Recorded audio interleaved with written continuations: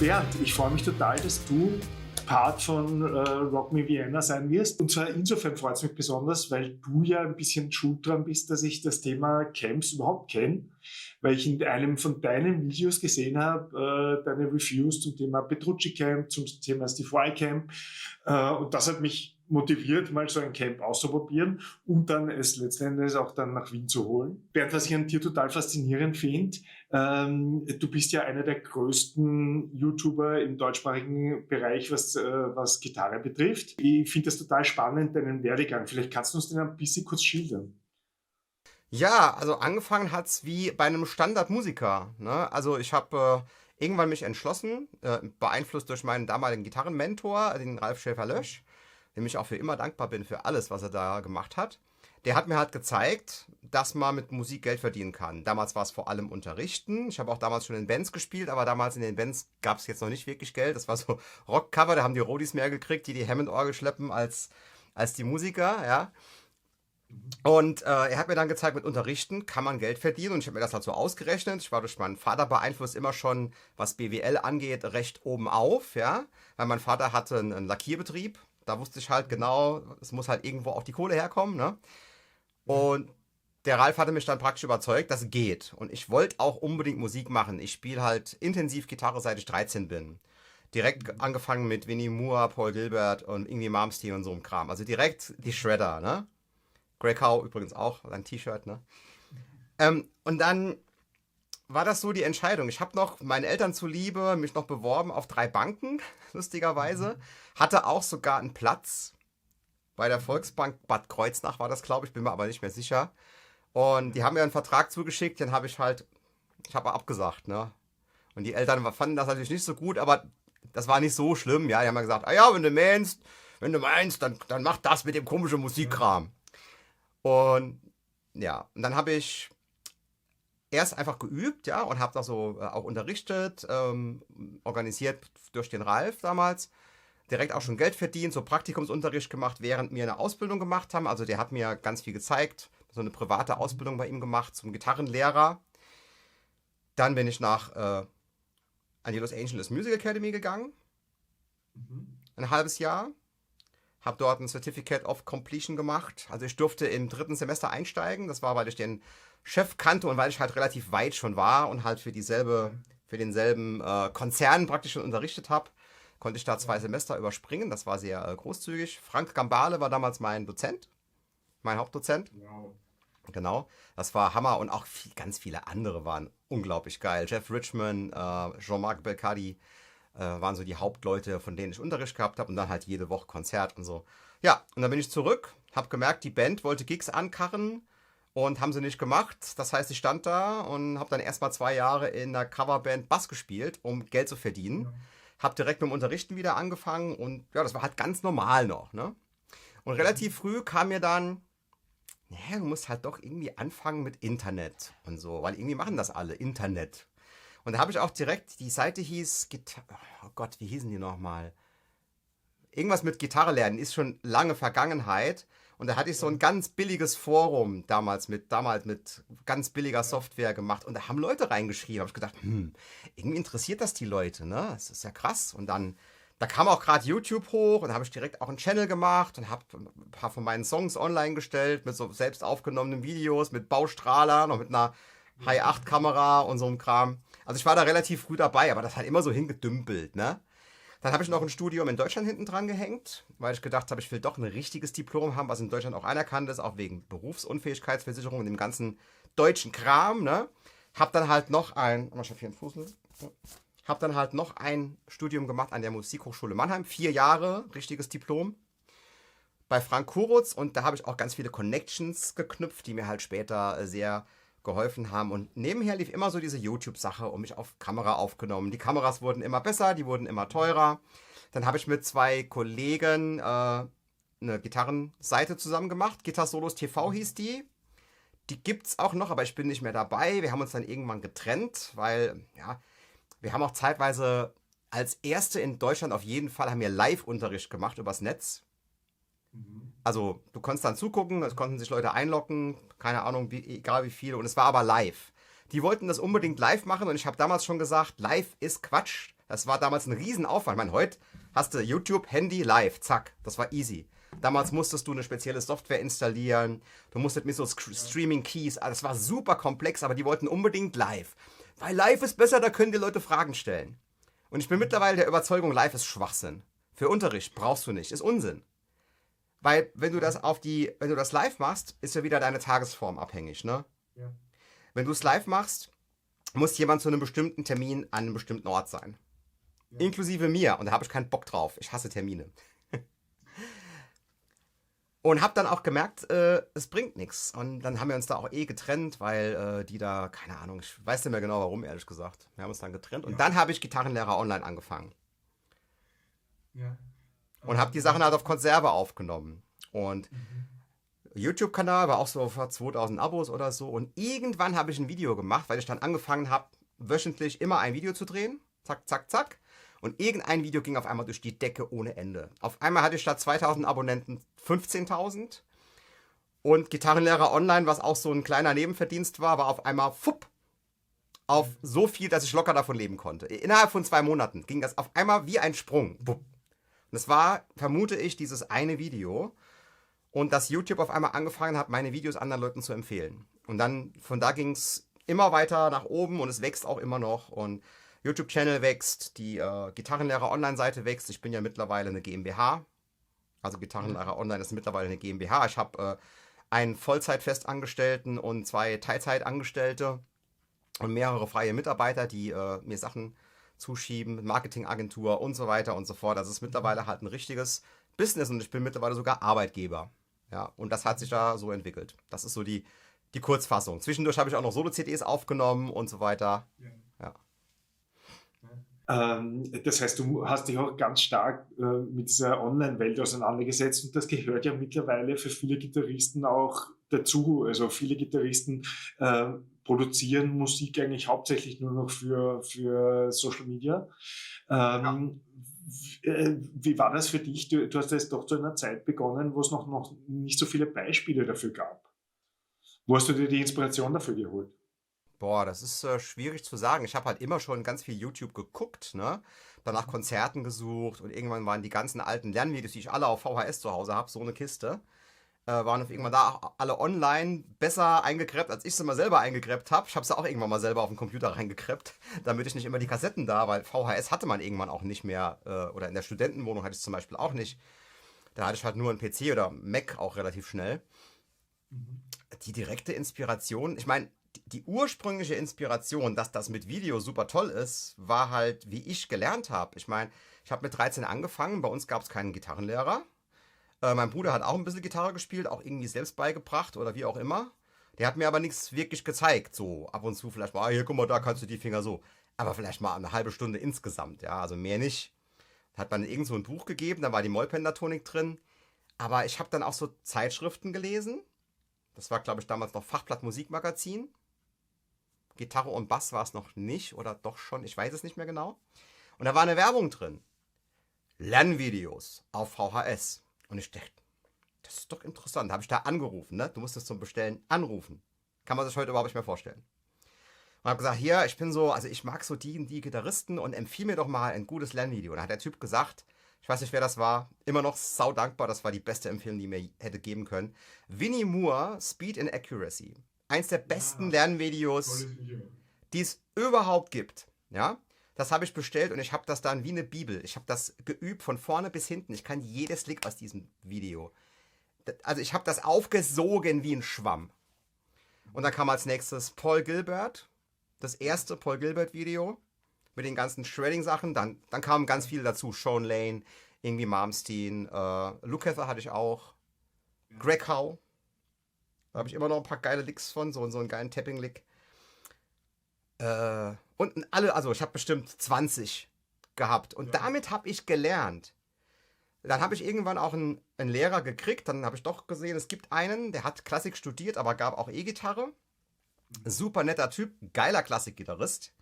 Und er hat sich auch wirklich sehr viel Mühe gegeben, was E-Gitarre angeht. Aber er war natürlich jetzt nicht wirklich ein mega E-Gitarrist. Ich konnte damals schon wesentlich besser spielen als er, als ich in den Unterricht kam. Also E-Gitarre. Und das hat er auch direkt honoriert und hat gesagt, nach 3 Monaten, du, also E-Gitarre, sei mir nicht böse, aber das ist Schwachsinn, dass ich dir da irgendwas zeige. Ich meine, wir können das üben, ich kann dir sagen, das ist gut oder nicht gut, aber wäre viel besser, wenn du selber hier unterrichtest, weil wir haben einen Haufen Leute, die E-Gitarre lernen wollen. Da war ich 16. Und mit Sondergenehmigung vom Chef ging das dann. Habe ich mit 16 an der Yamaha Musikschule Ida Oberstein unterrichtet. Und so bin ich da auch schnell reingerutscht und ich wusste halt, mit Video lernen ist geil. Weil da habe ich immer noch am meisten gelernt. Ja, bis ich dann zum Ralf Schäfer kam. Bei dem habe ich mehr gelernt als in Videos. Aber ich hatte halt schon auch die ganzen 3-Note per String Scales. Das war alles schon drin. Das kannte ich schon. Ich wusste auch, wie man richtig pickt, weil ich es mir beim Winnie Moore richtig abgeguckt habe. Und so weiter, ja. Also ich hatte da sehr viel Glück, dass ich direkt an dieses Video geraten bin. Ja. Und John Petrucci, das Video war auch... der ist ja auch blöd gewesen. Der hat ja wirklich alles, was er kann, in das Video reingepackt. 2 Stunden, da ist alles drin. Der sagt ja auch mittlerweile, warum soll er noch ein Video machen? Im ersten ist alles drin. Und es stimmt. Also da ist so gut wie alles drin. Bernd, jetzt hast du gesagt, live findest du Schwachsinn. Wenn ich dich da, ich glaube, das ist ein wörtliches Zitat fast. Also übers Internet. Ja, ja, ich verstehe. Weil diese Gitarrencamps, das ist ja genau das gegenteilige Konzept. Man holt sich direkt von der Quelle Inspiration. Was findest du an diesem Konzept der Camps spannend? Warum hast du das erste Mal gemacht? Ganz kurz, um zurückzukommen auf Live ist Schwachsinn. Das bedeutet für mich nur live übers Internet. Da halte ich nicht besonders viel von. Vor allem nicht von einer Gruppe. One-on-one ist wieder was anderes. Ich finde es aber auch super anstrengend für Schüler und Lehrer und man kann es nicht so gut sehen. Ich finde, wenn man Einzelunterricht nimmt, sollte man vor Ort mit dem Menschen sein, damit er auch hinter einen gehen kann, mal die Hand korrigieren, dass der auch sieht, wie das geht. Klar kann man ein geiles Kamerasetup fahren und es geht natürlich und es machen auch viele und es ist auch alles okay. Nur halt einen Gitarrenkurs zu geben, wenn ich sage, ich vermittle jetzt die Grundlagen für E-Gitarre, dann muss man das nicht live machen, sondern ich kann es aufnehmen, weil dann kann ich es richtig gut aufnehmen.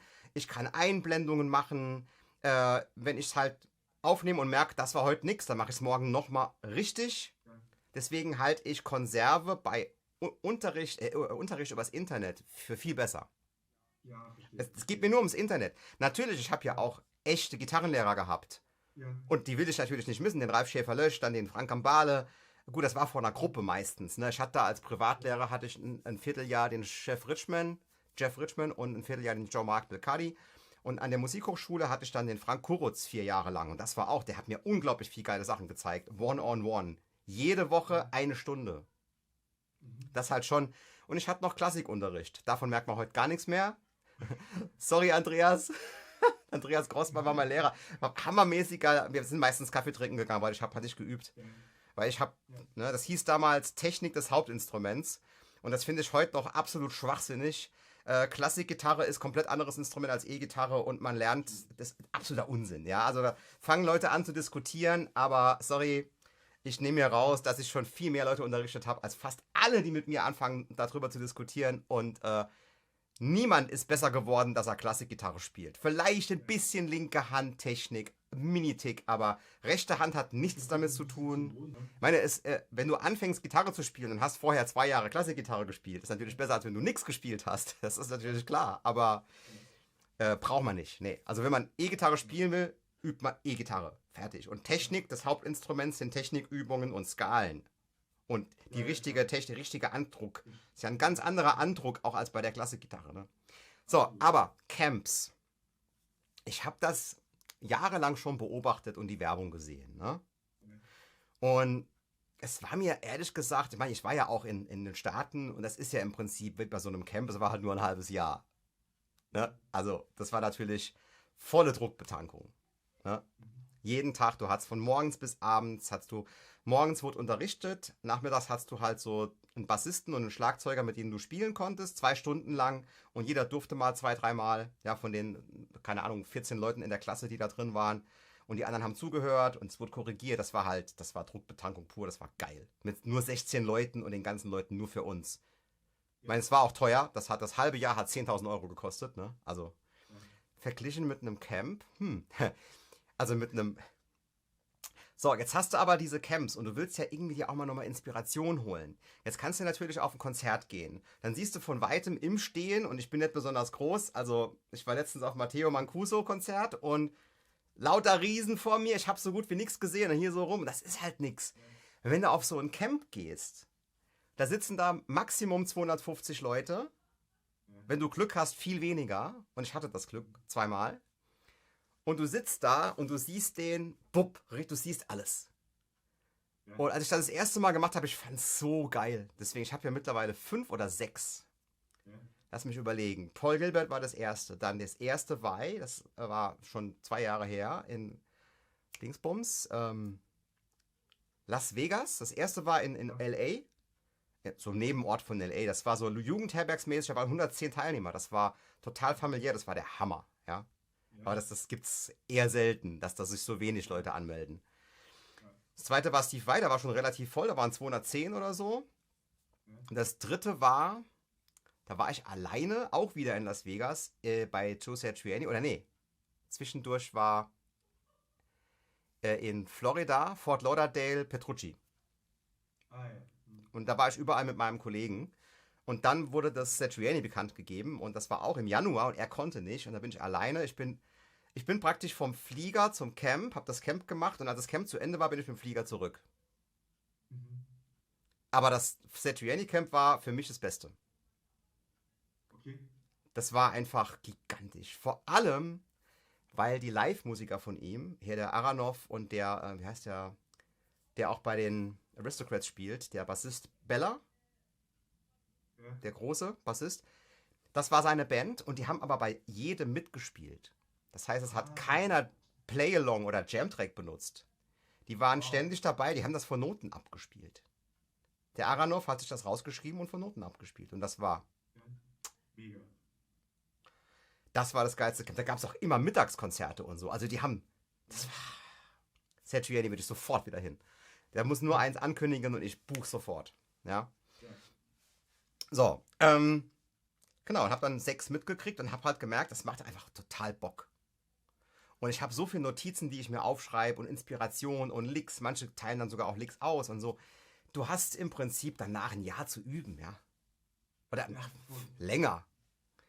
Es ist so inspirierend und vor allem diese exklusiven Konzerte, dass du halt wirklich nur mit 250 oder 200 Gitarrenfans da sitzt, die spielen nur für dich.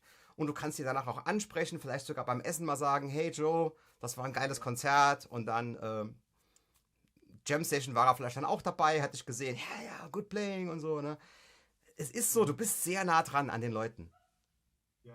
Auch wenn die natürlich exklusiven Status haben und ja, bei dem, wo wir waren, haben die immer so ein rotes Bändchen. Das heißt, nervt die Leute nicht, finde ich auch okay, weil sonst hängen die ja ständig mit Autogrammen und Selfie. Das nervt natürlich, das ist klar, das braucht jetzt keiner, dass das ständig ist. Aber du kannst natürlich auch mal hier und du merkst halt schon, wie sie drauf sind. Und dann habe ich halt schon mal mit Greg Howe und haben mal einen Wein getrunken, ne? Oder 2 Flaschen eher. Ja. Greg Howe war auf dem ersten Camp, wo ich war. Geiler Typ. Cool. Geiler Typ. Und also ich bin total begeistert von diesen Camps. Ich würde auch jederzeit, wenn jetzt nochmal eins irgendwo anders ist, hingehen. Aber dann habe ich deins gesehen, ne? Und habe gedacht, das ist ja geil. In Wien, da muss ich ja gar nicht irgendwie 11 Stunden fliegen, sondern nur eine. Ja, genau. Ne? Oder 7 Stunden Zug fahren. Jetzt bist du ein Top-Gitarrist.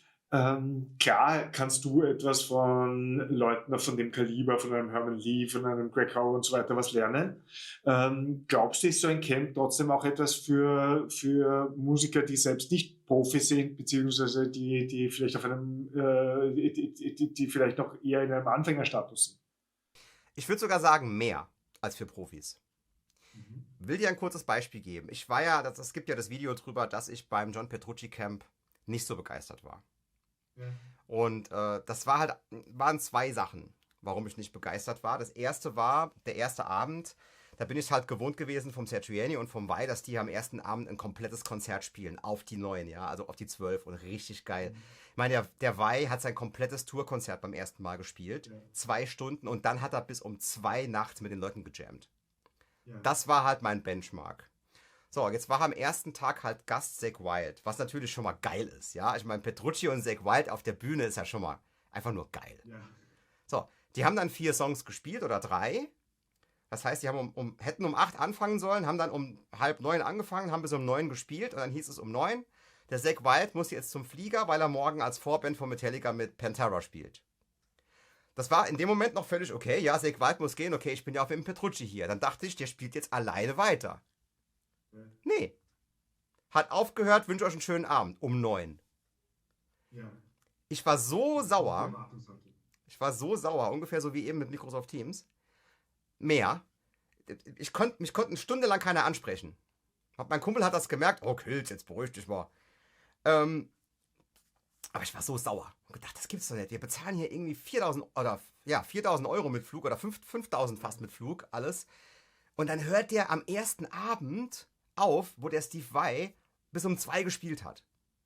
Mhm. Mit allen, ja. War ich sauer. Das war Part 1. Also da war ich halt schon so. Mhm. Und das zweite war, das, was er halt gezeigt hat von seinem Spiel, kannte ich alles. Mhm. Und das, was er so als seinen clean Kompositionstrick gezeigt hat, hat er 2 Stunden drüber referiert. Es kommt in meinem Grundkurs Akustikgitarre vor. In meinem Kurs, im Grundkurs für Anfänger Ja. ist das Lektion 19 oder so. Ja. Eine Lektion, nicht 5. Macht das so, offener B- und E-Seite und macht dann die Akkorde drüber, verschiebt die. Ja. Nichts Besonderes. Kennt jeder. Ja. Wie Ugly Kid Joe gab es eine Ballade, die das auch benutzt. Das war eins. Und dann hat er halt erklärt, wie er seine Delays einstellt. 1,5 Stunden lang. Ja. Das sind 3 Zeilen, die man jemandem einfach sagen kann. Und hat halt ganz viele Sachen erklärt, die ich halt kannte, weil ich halt sein Video aufgefressen habe. So, für einen Anfänger, der noch nie was davon gehört hat, war das natürlich saugeil. Mhm. Deswegen sage ich, für Anfänger vielleicht sogar besser. Ja. Es kommt drauf an, wie die Leute halt drauf eingehen. Und bei den Camps, wo ich war, gab es halt immer Workshops für Anfänger und es gab Workshops für Fortgeschrittene. Da haben sich die Dozenten, weil dass du ein guter Player bist, heißt nicht, dass du ein guter Lehrer bist, die haben sich mehr oder weniger dran gehalten. Ja, also ich war zum Beispiel bei Mike Keneally, das ist halt ein unglaublicher Gitarrist, aber das ist kein Lehrer. Es war ein Anfänger-Workshop und er hat angefangen mit Multirhythmen. Ja. Und die sollten wir spielen. Ja. Anfänger. Und irgendwann, so nach einer Stunde, sagt er dann, oh, that was beginner's class. Oh, I'm sorry, guys. Ja. Ja. Ja, das haben wir uns auch vorgenommen, dass wir da wirklich sehr genau die Planung machen, was in den Lessons auch behandelt wird, damit jeder weiß, was er kriegt, wenn er in so einen Raum geht.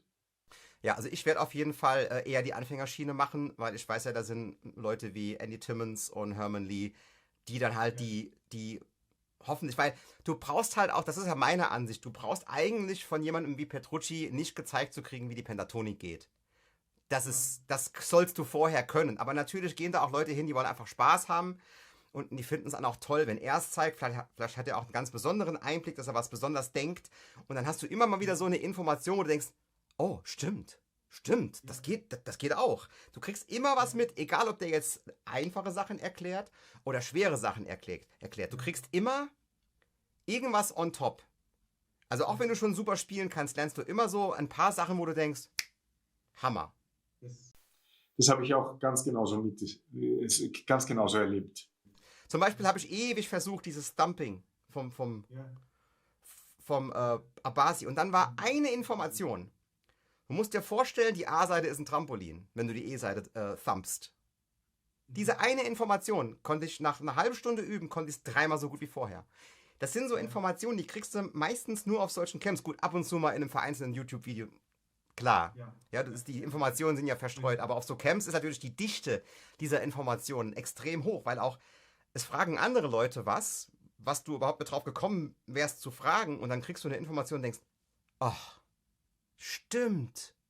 Und so Erlebnisse hast du halt ständig. Ja. Ja, auch das Jammen und so weiter, das Zusammenspielen macht ja auch einiges, also macht dich auch viel erfahrener. Ja, also das bringt total. Und gerade wenn du noch nie gejammt hast, dann spring ins kalte Wasser. Spiel mit denen. Das Schlimmste, was passieren kann, ist, dass manche vorne sitzen, die so denken, sie wären gut. Ja, aber auf die kannst du ja, die gibt's überall, ja. Die kennst du ja. Gerade Gitarristen. Das war das Faszinierende beim Jammen mit dem Steve Vai. Da war ja jeder Camper eingeladen, mit dem Steve Vai zu jammen. Und da kannst du sowieso nicht gewinnen. Ne? Das ist ja kein Wettkampf, sondern du kannst nur dich von der Magie des Moments mitreißen lassen. Ne? Bernd, jetzt warst du schon bei einer modernen Technik, dem Thumbing. Was sind denn noch für dich so moderne Spieltechniken, die du interessant findest, wo du auch Inspiration auf so ein Camp holen magst? Also für mich eine der größten Inspirationen, was neue Techniken angeht, ist halt der Tosin Abasi. Und der war beim Petrucci Camp dabei und ich würde sogar sagen, das war das Beste am Petrucci Camp. Mit Abstand. Vor diesem Typen, weißt du, wenn du das Zeug hörst auf der CD von Animals as Leaders, dann denkst du, das ist programmiert. Das spielt der niemals. Das kann gar nicht sein. Ja, das ist schneller gedreht. So Gedanken kommen dir, wenn du das hörst. Und dann, ich wollte ihn was fragen. Eigentlich wollte ich ihn was fragen zu Abasi Gitarren. Ob ich ein Review machen kann. Oder deswegen habe ich gewartet, mit ihm persönlich zu sprechen nach der Lektion. Aber vor mir war einer, der was zu meinem Lieblingssong gefragt hat von Animals as Leaders, das ist Microaggression. Und dann hat er dem das vorgespielt und ich saß dem gegenüber, wie ich jetzt hier meiner Kamera gegenüber sitze. Also 1 Meter. Und er hat das vor meinen Augen mit einem billigen Roland Übe-Amp gespielt. Da war also auch nicht irgendwie Kompressor oder irgendeinen speziellen Effekt. Und das war für mich so ein Ding, wo ich gedacht habe, okay. Aber da war ich so inspiriert von, dass ich dann ein paar Wochen später, als ich wieder zu Hause war, selber das ist Selective Picking, ne? Dass ich selber einen Selective Picking Song geschrieben habe. Und der ist auf meinem Album drauf, der heißt Not Selected. Ja, auf jeden Fall Empfehlung, da reinzuhören. Ja, und so kommen dann so Inspirationen zustande. Wenn du halt vor deinen eigenen Augen siehst, dass so eine Technik geht, dann hast du eine ganz andere Motivation zum Üben, weil du weißt in der Realität, es geht. Wenn du sowas auf YouTube siehst, das kann alles gefaked sein. Und wenn du denkst, wenn eine Uhr mitläuft, ist es nicht gefaked. Ich kann dir so schnell eine Uhr hier hinstellen, dreh das 2-mal, lass die Uhr richtig laufen, dreh mich schneller. Merkt keine Sau.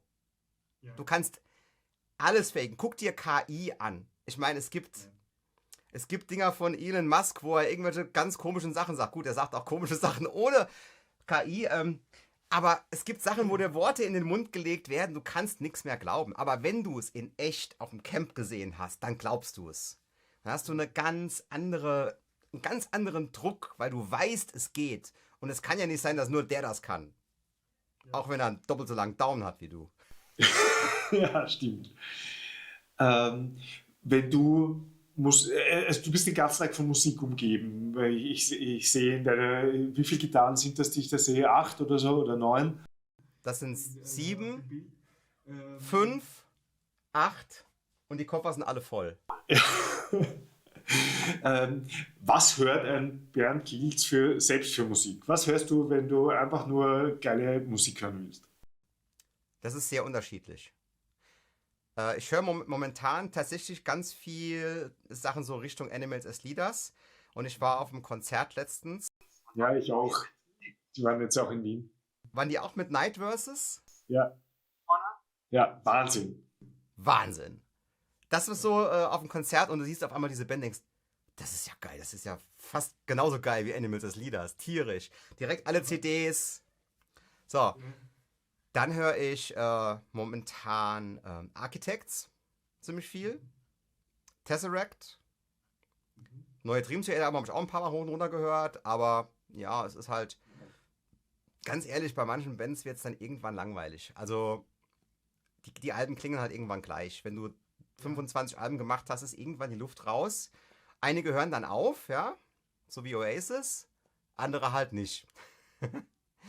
Und klar sind da ein paar geile Soli drauf und ein paar richtig geile Songs auch. Das Live-Konzert war auch geil, wann war das, im Februar in der Halle da, irgendwo bei Frankfurt. War geil, ist tierisch, ist immer noch eine meiner Lieblingsbands, aber ja, ich höre halt lieber dann meine Lieblingsalben. Train of Thought, Scenes from a Memory, Awake, Images and Words, When Dreaming Day Unite. Die alten höre ich lieber als die neuen. Ist so. Ich höre die alle durch und denke, ja geil, und guck mir dann im Justin vielleicht kennt der Justin Hombach, ein tierischer Gitarrist, der macht immer 24-Stunden-Covers. Das heißt, neues Lied ist raus, er covert es innerhalb von 24 Stunden. Letztes Mal hat er es in 7 Stunden geschafft. Und das war das krasse Ding. Die erste Single, Night Terror oder wie sie hieß. Ja. Inklusive Solo. Der ist halt so ein Petrucci-Fan, der kennt eh alle Licks und baut die halt aus den anderen zusammen und dann macht. Ja.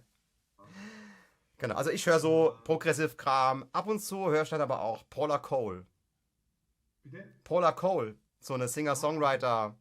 Oder Sarah Bareilles heißt die. Oder Tori Amos. Ja. Was ganz anderes. Ab und zu höre ich auch Jazz. Hier, Three Quartets von Chick Corea. Mega-Album. Oder was von Wes Montgomery manchmal vielleicht. Oder so. Ja. Oder Oz Neu. Scott Henderson. Ja. Ich liebe Scott Henderson. Der spielt am 6. April in Mainz. Da gehe ich hin. Die moderne Spieltechniken hängen auch oft an moderner Technologie.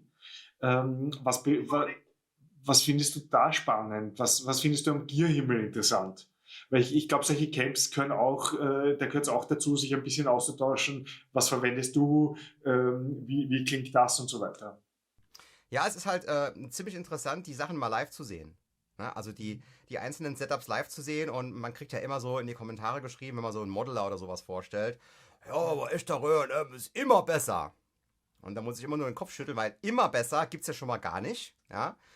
Und außerdem wette ich, dass alle, die dieses Kommentar schreiben, den Blindtest nicht bestehen würden. Da wette ich mit dir um viel Geld. Also ein Blindtest über eine aufgenommene Gitarre. Nicht im Raum. Da würde ich noch differenzieren, ja. Aber moderne Sachen sind für mich sehr wichtig, weil ich bin ja auch Gear-Reviewer. Das heißt, ich muss da auch auf der Höhe der Zeit sein.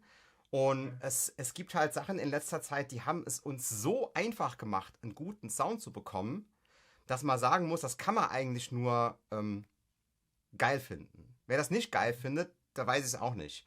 Nur ein Beispiel. Ich habe jetzt hier, ich spiele momentan sehr viel über meinen Engel, Steve Morse 20.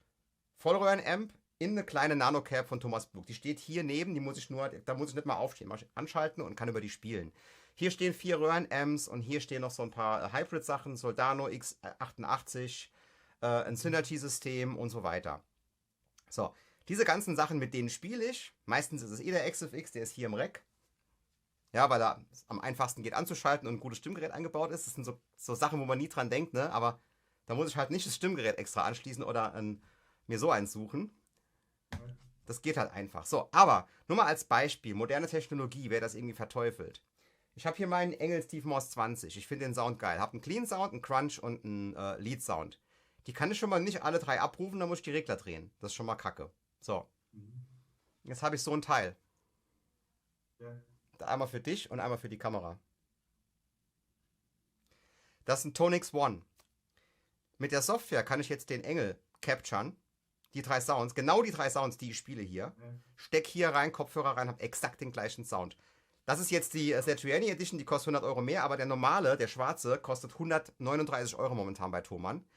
Und das ist auch ein Audio-Interface. Du hast für 139 Euro, gerade wenn du jetzt auf so ein Camp fährst, für ein Hotelzimmer, du hast deinen Sound von zu Hause auf dem Kopfhörer für 139 Euro.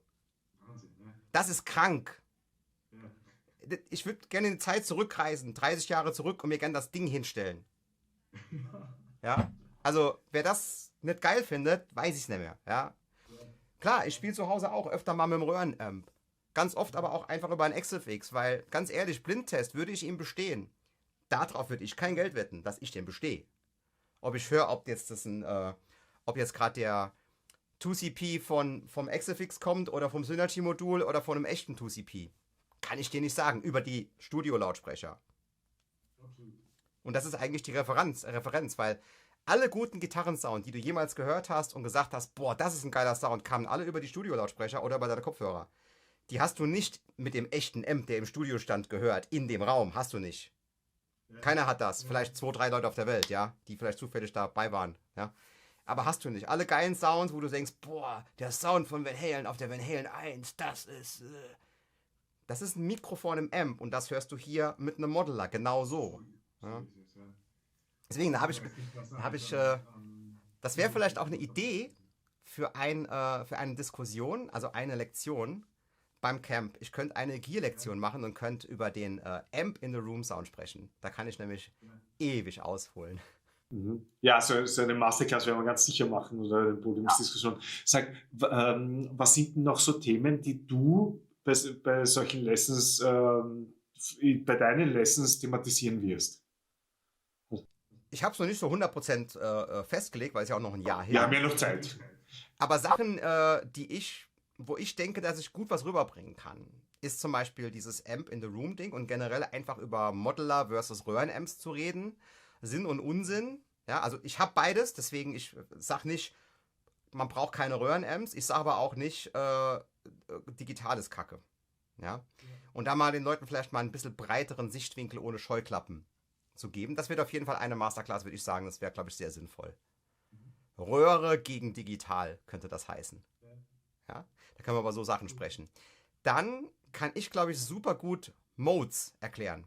Die Kirchentonleitern auf Deutsch. Da habe ich auch schon auf der Guitar Summit einen Workshop zugegeben. Der kam super an und ich würde, glaube ich, genau den Workshop bei euch auch geben. Weil der kommt super an. Ja, das glaube ich. Das glaube ich. Spannend finde ich natürlich auch exotische Modes. Da gibt es ja auch einige Möglichkeiten, Solos interessanter zu machen. Das könnte man natürlich auch in einer getrennte, also exotische Skalen. Wobei ich kenne mich da schon aus, aber ich benutze eigentlich immer nur eine von den exotischen Skalen. Deswegen ist das. Also ich benutze halt die ersten 6 Töne von Zigeunermoll. Die benutze ich bei ganz vielen Songs. Und neuerdings ja auch doch, das ist ein gutes Ding. Exotische Skalen. Und da kann ich sogar meine Songs als Beispiel nehmen, weil die habe ich auch alle als Jam-Track. Das ist eine gute Idee. Ja, können wir so einloggen. Modes, also ganz normale Modes, exotische Skalen in Songs einsetzen, dann mache ich Beispiele von meinen Songs und einmal Equipment, dann haben wir schon 3. Ist doch super. Haben wir für jeden Tag 1. 4 Tage sind es, ne? Ja. Aber 3 volle. Ne? Also einmal geht's los und dann 3 volle und dann ist morgens Abreise. Genau, wie gewohnt. Ne? Jetzt sind wir schon tief in der Planung für nächstes Jahr. Ja, aber, ne, also ihr könnt natürlich auch, wenn Leute das jetzt mitkriegen, die können unter meine Videos, unter meine aktuellen Videos auch gern, wenn sie sich was wünschen, können gern was schreiben. Es ist nicht ein Stein gemeißelt, ja. Ganz genau. Das haben wir uns vorgenommen, dass wir die Teilnehmer sehr früh auch einbinden in die Planung, weil diese tollen Leute, die wir vor Ort haben, der Andy Timmons, der Herman Lee, die Nili Brosch, der Angel Vivaldi, die sind sehr vielseitig. Und wenn wir da Feedback von den Teilnehmern schon vorher haben, was sie interessiert, dann können wir das entsprechend noch planen. Ja, finde ich auch sehr gut und denen auch zu sagen, sie sollen sich bitte auch was überlegen, weil es gibt nichts Schlimmeres. Das war so lustig, ich nenne jetzt nur einen Namen von 2, die ich nennen müsste. Ich war beim Workshop vom Joshua Stephan auf der Guitar Summit. Ich war bei der Guitar Summit vor der, wo ich den Workshop gegeben habe, hatte ich 4 Masterclasses gebucht. Ja. Weil ich einfach gedacht habe, jetzt sind die schon mal in Deutschland, da gehst du dahin, 99 € waren das damals. Pff, das ist ein Witz. Ja. Joshua Stephan gebucht, Martin Miller gebucht, Plini gebucht, jetzt habe ich schon den Namen genannt, Mist, und den Unprocessed Gitarristen aus Mannheim, wo ich dachte, es wäre ein Spanier. Ach Gott, wie heißt er denn, der Junge, der so gut aussieht? Unprocessed. Ah, Mann. Manuel Gardner Fernandes.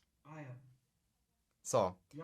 Dann war ich beim Joshua Stephan auf dem Workshop und habe mit dem noch vorher so ein bisschen geflaxt. Den habe ich irgendwie auf dem Gang getroffen, ja.